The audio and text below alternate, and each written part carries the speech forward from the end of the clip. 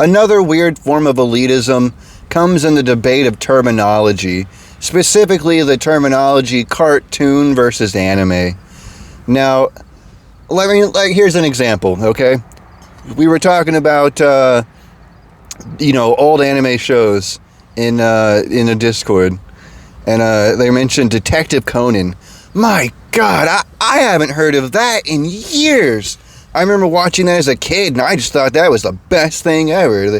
The incompetent detective, and always getting knocked out by the kid so the kid can solve the case because he's actually like a grown man or whatever. Like, I don't know, it was funny.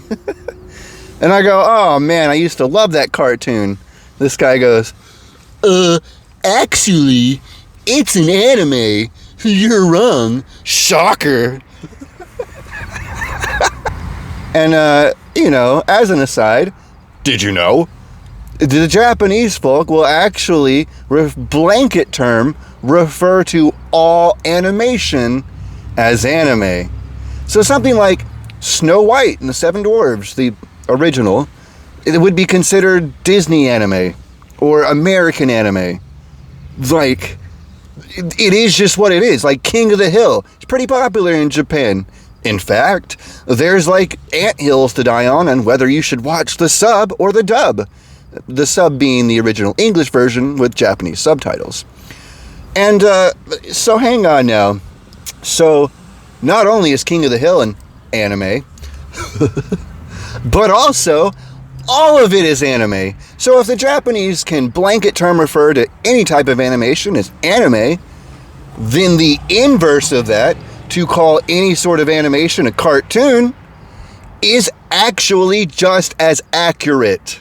You might not like that, but it's the truth. You're wrong. Shocker. At the end of the day, it's just an excuse for people to be shallow and pedantic and ultimately just be an asshole. Which, if you play Yu-Gi-Oh, you kind of need to do that. You know, they've got all these cards and effects that say you can't do something if you did this early in the turn, and because of that, now you can't do it for the rest of the turn, and even in some cases, for the rest of the duel.